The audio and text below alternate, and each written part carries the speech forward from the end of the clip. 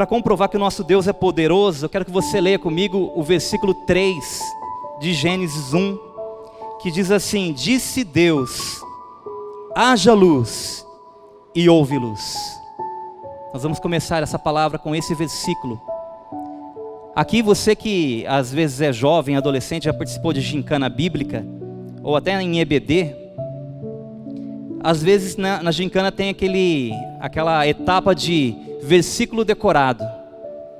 E às vezes o primeiro irmãozinho que corre pega o microfone, qual que é o primeiro versículo que ele se lembra que ele decorou?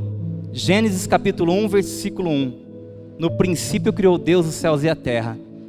Depois dá uma corridinha, vai lá para o Salmo 23, 1, e assim vai. Mas eu quero falar aqui em relação a esse momento extraordinário da criação do mundo. Versículo 1 fala que no princípio criou Deus os céus e a terra, e o versículo 2 fala, porém a terra estava sem forma e vazia. Ou seja, havia um caos muito grande e somente trevas.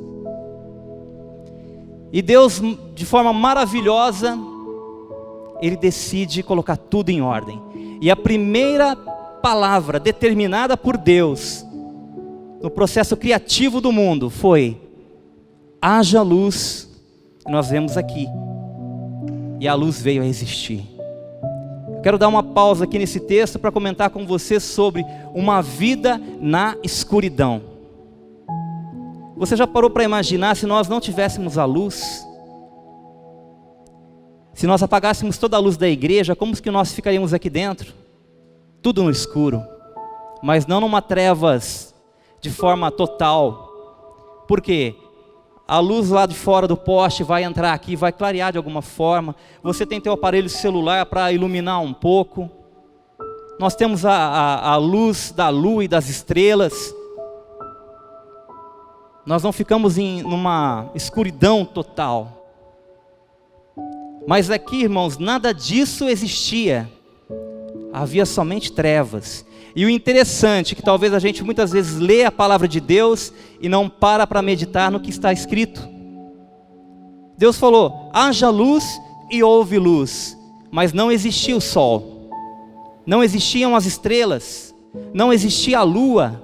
Que você pegando a palavra do Senhor aqui um pouco adiante, no livro de Gênesis capítulo 1, versículo 14, Deus fala assim, que haja luzeiros no firmamento dos céus, para fazerem separação entre o dia e a noite, e sejam eles para sinais, para estações e para dias do ano, dias dos anos. Que luz é essa que foi criada, quando Deus com a sua boca falou, haja luz? Alguns teólogos falam, a luz cósmica, e inventam tantos outros nomes. Mas eu quero aproveitar e ler um texto da Bíblia, lá no finalzinho da Bíblia, para a gente entrar no tema da nossa mensagem. Apocalipse capítulo 22, versículo 5.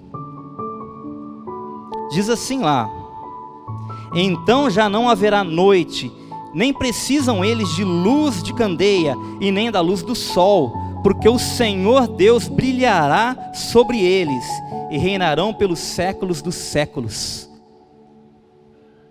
Deus é luz.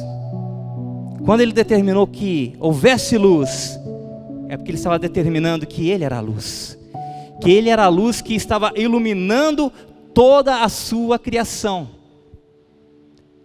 E nós vemos aqui que no dia que nós formos levados diante da presença de Deus, para estarmos pelos séculos dos séculos, por toda a eternidade, andando na Jerusalém celestial, lá não haverá sol, porque o nosso Deus é o sol da justiça, porque Ele é a luz que ilumina as nossas vidas.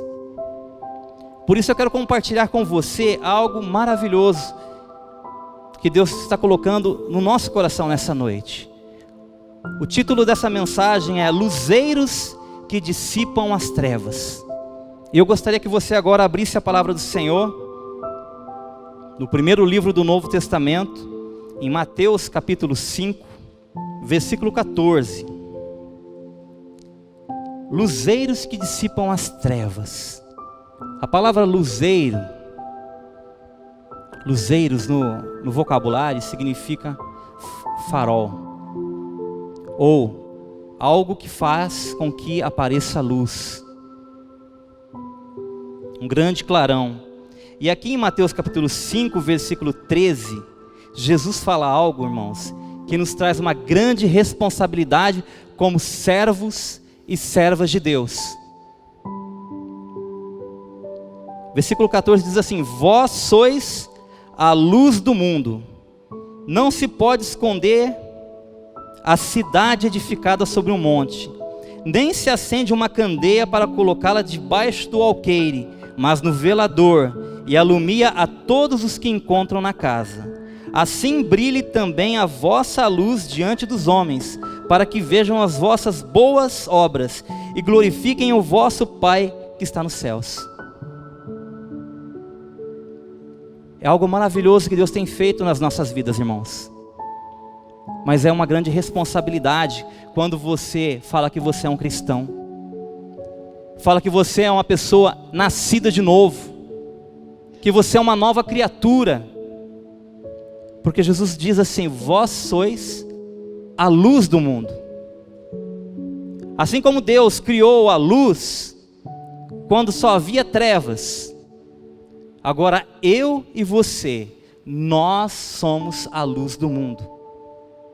Nós precisamos brilhar, irmãos, de uma forma da qual aquelas pessoas que estão em trevas, que estão perdidas no mundo, que elas tenham um encontro com a luz, que elas tenham um encontro com Jesus, que elas tenham as suas vidas impactadas pelo poder de Deus, através da luz que brilha em você, que brilha em nós.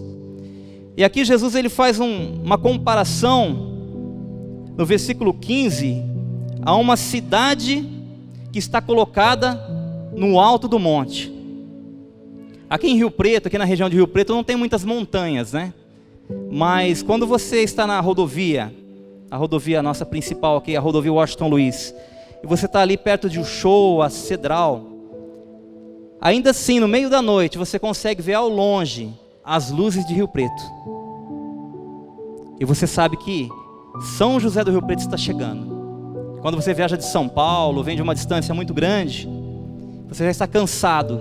Aí você vê aquela plaquinha assim: São José do Rio Preto, 30 quilômetros. Aí você olha ao longe, você vê a luz lá um pouquinho distante, mas você já se alegra, fala: já estou chegando na minha terra, já estou chegando na minha casa, já estou chegando para a minha família.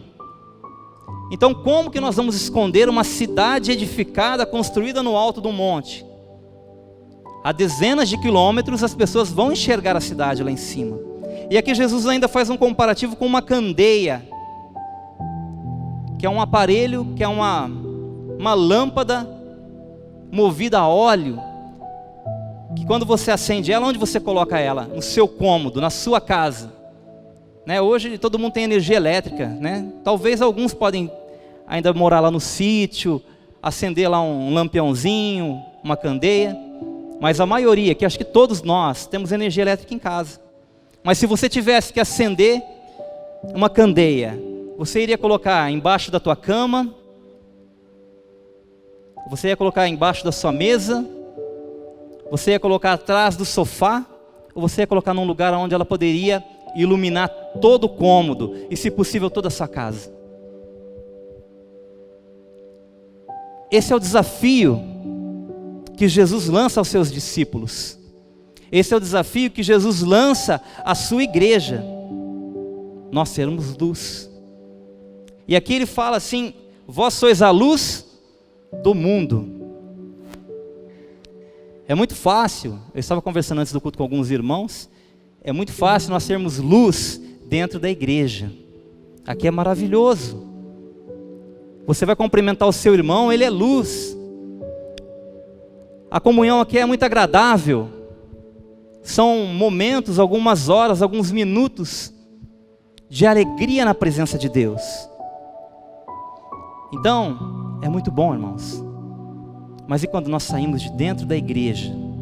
Quando nós saímos, muitas vezes, dos olhos do pastor, ou do seu líder de jovens, ou do seu líder do coral, Quando você chega na sua casa, o que a sua esposa ouve da sua boca? O que os seus filhos ouvem do que você fala, ou das suas atitudes, das suas decisões? Será que nós estamos sendo luz na nossa casa, para a nossa família e para os nossos filhos? Não somente na nossa casa, mas em todos os lugares que nós vamos, irmãos. Será que nós estamos sendo a luz do mundo? Porque é ali que nós precisamos brilhar. Onde estão as trevas? Aonde está a escuridão? Lá no seu trabalho, você tem a oportunidade de ser a luz do mundo, dando um testemunho de um bom servo de Deus, de um homem de Deus, de uma mulher de Deus. É ali que você tem a oportunidade de mostrar a tua integridade, tua honestidade. Eu gosto muito de citar muitas vezes a vida de Jó, porque lá em Jó, no capítulo 1, fala que ele era um homem íntegro, temente a Deus e se desviava do mal. Dentro da igreja, aqui em comunhão com os irmãos, você não precisa se preocupar com isso. Dificilmente alguém vai chegar aqui dentro da igreja e te fazer uma proposta indecente, te convidar a praticar atos que vão desagradar a Deus. Mas lá no teu trabalho, muitas vezes você é desafiado pelas pessoas a praticar aquilo que não agrada a Deus. Muitas vezes compartilhar aquilo que não agrada a Deus.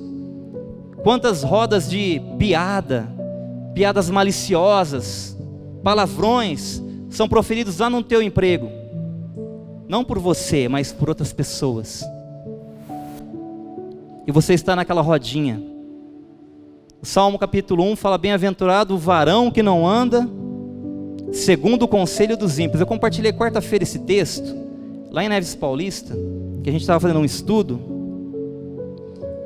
e eu falei para os irmãos, prestem atenção no versículo: bem-aventurado o varão que não anda segundo o conselho dos ímpios. Ele anda, nem se assenta, nem se detém no caminho dos pecadores. Então ele anda segundo o conselho dos ímpios, depois ele se detém, ele para, ele vai ouvir mais, e depois ele se assenta na roda dos escarnecedores. Esse é o homem que não agrada a Deus. Então o salmista, ele chama a nossa atenção para isso. Você está andando? Cuidado. Você está caminhando? Cuidado para você não caminhar segundo o conselho dos ímpios. Caminha segundo o conselho da palavra de Deus, segundo aquilo que a Bíblia diz. Não se detenha no caminho dos pecadores. Não se detenha para ouvir as piadinhas sujas do teu trabalho, compartilhar nas suas redes sociais aquilo que não edifica. Eu já bloqueei muitas pessoas que se dizem evangélicas no meu WhatsApp, por receber coisas que não condizem com aquele que é cristão, com aquele que serve a Deus. Eu não quero me deter a isso. Eu não quero ocupar o meu pensamento com aquelas coisas do mundo, muito mais que não prestam. E tem pessoas que ficam compartilhando na lista de transmissão aquela rede, né? O pessoal vai passando para um, para outro, para um, para outro. Às vezes o pessoal passa nas redes sociais até algumas informações, algumas notícias que seriam boas para se compartilhar. Uma notícia boa, mas a pessoa não vai pesquisar a fonte e está espalhando o que pelas redes sociais? Mentiras, boatos, como se fossem verdades. Até isso, irmãos, nós precisamos ficar atentos. Até sobre isso. E no nosso trabalho nós temos esse desafio de sermos luz e não trevas. Você não pode ser como, fazer um comparativo aqui. Quem gosta de cachorro aqui? Quem tem cachorro? Eu não tenho, mas eu amo você que tem, porque o cachorrinho é uma bênção, né? Dá bastante trabalho, mas é uma bênção. O cachorrinho que fica dentro de casa, ou o cachorrinho que está no quintal, tem que ter todo o cuidado. Os gatos também, viu, Bia? Você tem gato, né, Bia? Não? De quem que é o gato? Ou era do vizinho? Era do vizinho? Era do vizinho. Ah, tá bom. Gato do vizinho. Então, é que o gato do vizinho, quando eu fui lá na casa da Bia, ele estava querendo pegar a mamadeira da Mariana, sabe? Ele contornou lá e tal. Aí a gente viu e achei que o gato era dela. Pois bem, irmãos, você já viu um dálmata? Ele é branco com manchinhas pretas. Você já pensou se nós fôssemos ver como é a nossa vida, o nosso interior, e Deus nos mostrasse como um dálmata, quando na verdade o Senhor fala que as nossas vestes são brancas, porque Jesus morreu por nós e o seu sangue nos purifica de todo o pecado. Você não iria ficar preocupado se fosse mostrado para você que você era uma pessoa cheia de manchinhas pretas? Não ia ficar um pouco estranho? A Bíblia fala que sem fé, sem santificação, ninguém verá a Deus. Então como que nós vamos viver uma vida na luz e nas trevas? Jesus não falou que nós somos meia boca, meio termo. Nós somos luz. Por isso nós precisamos brilhar nas trevas. Então, irmãos, muitas situações da nossa vida nos deixam perdidos, hesitantes em dar um bom testemunho de um bom cristão. Por isso você tem que, a cada dia mais, buscar a presença de Deus. Eu quero fazer uma ilustração aqui, contar uma ilustração, para que nós continuemos também meditando na palavra de Deus. Eu estava lendo essa ilustração esses dias, e fala o seguinte: um marido, ele queria presentear a esposa, e toda mulher gosta de ganhar presentes, né? Gostam de ganhar principalmente flores, chocolate, cartão de crédito livre, né? Liberado, sem limite, essas coisas. Tem muitas mulheres que gostam, né, irmã Dalva? Outras não, outras são mais econômicas. Mas esse homem decidiu comprar um presente muito especial para sua esposa. E ele chegou na loja e perguntou ao vendedor, ele falou assim: olha, eu tenho algo diferente, e algo muito especial, que a tua esposa vai amar. O que é? Um porta-joias. Um porta-joias muito especial, que quando você apagar a luz do seu quarto, ele vai brilhar no escuro, ele vai resplandecer. Eu nunca vi isso, irmãos. Deve ser muito caro, né? Deve ser meio caro. E o homem falou assim: nossa, para impressionar e agradar minha esposa, eu vou levar esse porta-joias. E ele chegou, deu de presente para sua esposa. E chegando à noite, eles ficaram naquela expectativa de apagar a luz do quarto para ver o porta-joias brilhando, resplandecendo. E aí, para surpresa geral daquele casal, quando eles entraram no quarto, apagaram a luz, o porta-joias não resplandeceu, não brilhou, não saiu nem uma faísquinha dele. O homem ficou revoltado, falou: ele me enganou, eu preciso voltar naquela loja e pedir meu dinheiro de volta, que talvez nem exista porta-joia que brilhe no escuro. É uma conversa meio que daqueles vendedores bem enroladores, né? Ele falou: não, amanhã eu vou trabalhar, depois do meu trabalho eu volto para casa, pego esse porta-joias e vou trocar ele. Aí ele foi trabalhar, a esposa ficou em casa cuidando das coisas da casa. E aí no final da tarde o marido chegou e foi pegar o porta-joias. Ela falou assim: não, você não precisa trocar o porta-joias. Ele falou: mas como? Ele está quebrado, ele não funciona, é mentira. Ela falou assim: não, é que nós não lemos o manual de instruções. Eu peguei o manual e fui ler e entendi o porquê que ele não brilhou, porquê que ele não resplandeceu. Aí, como toda mulher gosta de fazer com o marido, ela fez suspense, falou: vamos esperar anoitecer e eu te mostro. Ela não contou qual que era a fórmula secreta daquele porta-joias. O marido ficou um pouco desconfiado, mas aí a hora que chegou a noite, anoiteceu, eles foram lá, o quarto já estava escuro, e o porta-joias estava resplandecendo e brilhando dentro do quarto, em cima da cômoda lá da penteadeira da esposa. E ela toda sorridente assim: tá vendo? Eu sei como é. Eu falei: mas o que aconteceu? Ela falou assim: é o seguinte, o manual de instruções disse o seguinte: esse porta-joias ele precisa passar durante o dia tomando sol, porque a luz solar, ele carrega com a luz solar a sua bateria. Então ele precisa ter contato com a luz solar para à noite ele resplandecer através dessa energia. Aí ele falou: ah, então é isso, eu entendi. Vocês também entenderam, irmãos, qual que é a moral da história? Ou não? Será que alguém entendeu o que eu quis dizer com essa ilustração? Quero que você abra a palavra do Senhor comigo, lá em Colossenses capítulo 1, versículo 12 e versículo 13. Diz assim: dando graças ao Pai, que vos fez idôneos à parte que vos cabe, da herança dos santos na luz. Ele nos libertou do império das trevas e nos transportou para o reino do Filho do seu amor. Segura esse texto aqui, com a Bíblia aberta aí, que eu vou ler um outro versículo também, que é João capítulo 8, versículo 21, mas continua aí em Colossenses. João capítulo 8, versículo 12, diz assim: de novo lhes falava Jesus dizendo: eu sou a luz do mundo, quem me segue não andará nas trevas, pelo contrário, terá a luz da vida. Irmãos, Paulo escreve à igreja de Colossos que nós precisamos dar graças a Deus, porque Ele fez algo maravilhoso na nossa vida. Ele nos transportou do império das trevas, da morte eterna, das mãos do diabo. Ele nos transportou para o reino maravilhoso do Filho do seu amor, Jesus. E aqui João fala que Jesus disse: eu sou a luz do mundo.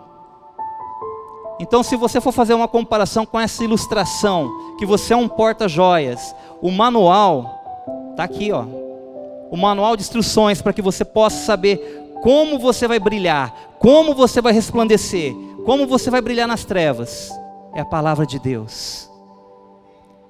E como eu falei aqui anteriormente, o sol da justiça que traz salvação nas suas asas, que vai carregar a bateria da tua vida, é Jesus, porque Ele disse: eu sou a luz do mundo. Por isso também Ele diz que você é a luz do mundo, porque o que habita dentro de você? O Espírito Santo de Deus, o Espírito da verdade, o Espírito que não combina com as coisas desse mundo, porque Ele é santo, e Ele habita em você, amém? Então você é luz, amém? Na sua casa você é luz, no seu trabalho você é luz, com as pessoas na rua você é luz. Uma coisa que como cristão eu tenho aprendido a cada dia, é que um bom dia para uma pessoa desconhecida, sabe aquela pessoa que vem te incomodar no semáforo? Sinal fecha, você já até fala: misericórdia, já estou atrasado, o sinal fechou. Agora vai vir aquele camarada com 5, 6 folhinhas de supermercado, folhinha de material de construção, folhinha de apartamento que está vendendo. E aí, se você tem o carro com ar-condicionado, o que você faz? Você deixa o vidro fechado, finge que o cara nem está do teu lado. E às vezes aquele cara está ali trabalhando no sol, passando por um monte de problema, está passando um monte de coisas na cabeça dele, terríveis. Quantas pessoas estão aí depressivas, aí perdidas no mundo, sendo escravizadas pelo pecado, por Satanás. E aí para um camarada lá, com seu carrinho no sinal, com o ar-condicionado ligado, o vidro fechado, e nem olha na cara dele. O que ele pode falar? Nossa, minha vida não vale nada. E você abaixar o teu vidro e tipo assim, fazer uma coleção de papel até o final do dia, depois você joga no lixo, não ia te custar nada você fazer isso. E você olhar para a pessoa e falar: bom dia. Aquele camarada que fica no semáforo aqui da Mirassolândia, aqui ó, com o linhão, que quer limpar teu vidro, que ele mais suja que limpa. E você não abre o vidro para ele, talvez você não tenha nem dinheiro para dar para ele, mas um bom dia você tem para dar para ele.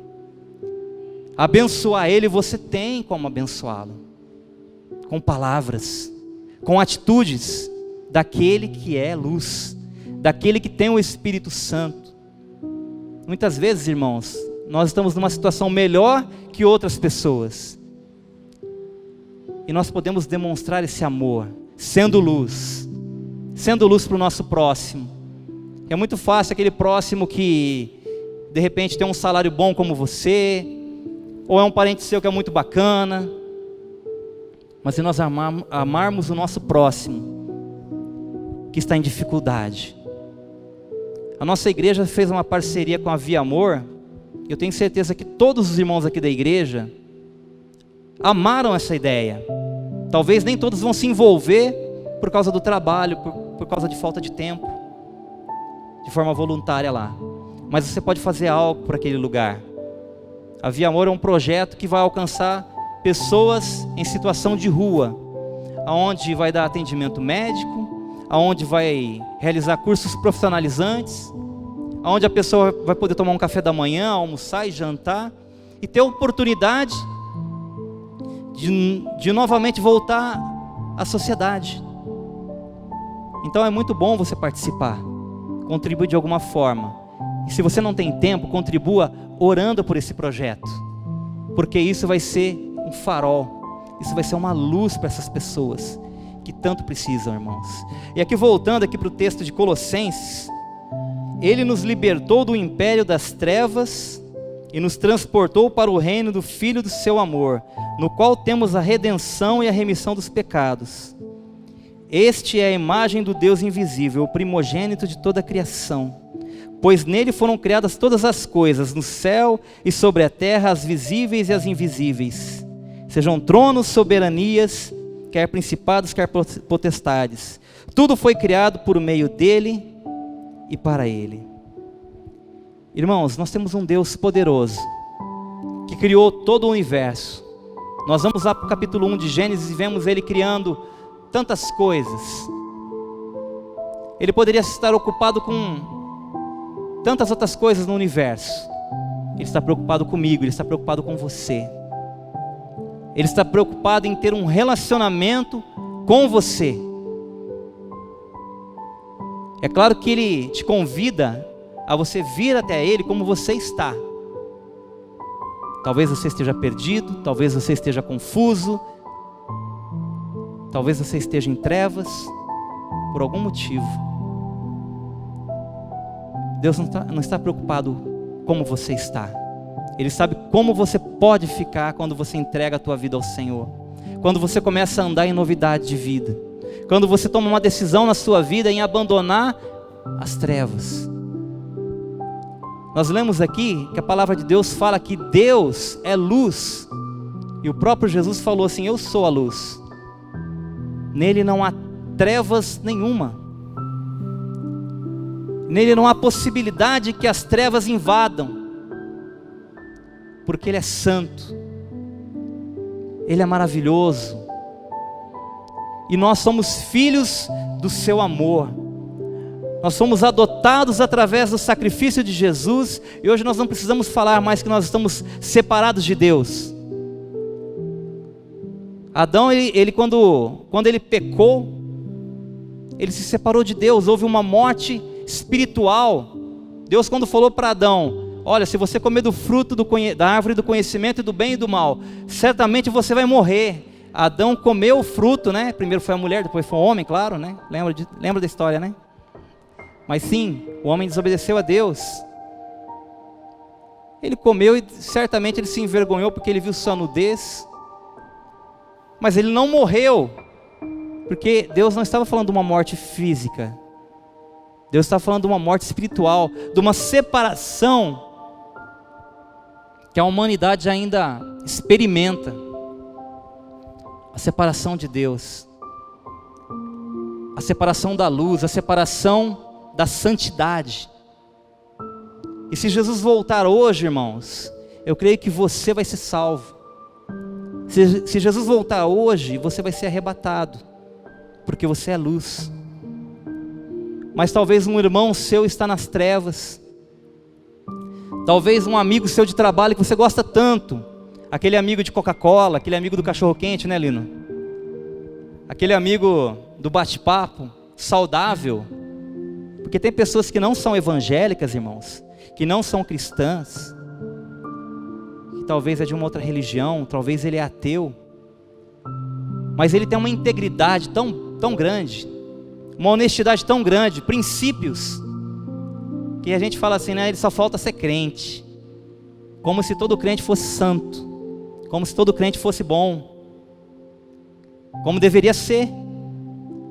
Porque o cristão, ele nada mais é do que um exemplo de Cristo, ou um seguidor de Jesus Cristo. E o seguidor de Jesus Cristo, o que ele faz?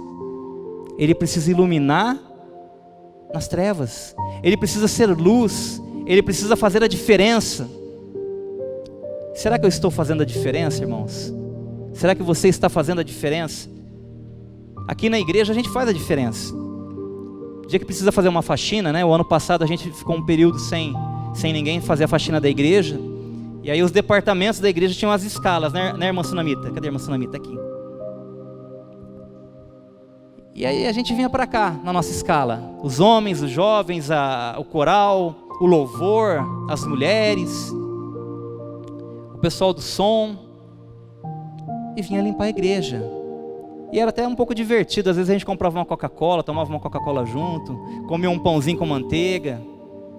Às vezes tinha um cafezinho também. O Gerim veio aqui também me ajudar. O pessoal da EBD no ano passado também ajudava bastante. É gostoso ser luz aqui dentro, irmãos. É gostoso, né, a gente mostrar a luz para o irmão que também é luz e viver numa comunhão gostosa. Tem acampamento, tem o retiro aí, os jovens vêm ajudar a carregar o som, vêm ajudar a carregar as coisas lá para a chácara. Isso é muito bom, é agradável, irmãos, mas é muito fácil. É muito fácil. Agora tem pessoa que muitas vezes tem vergonha de andar com a Bíblia embaixo do braço, carregar a Bíblia na mão. Quando inventaram o aplicativo no celular da Bíblia, eu acho que teve muito jovem que falou, graças a Deus, não preciso mais carregar a Bíblia.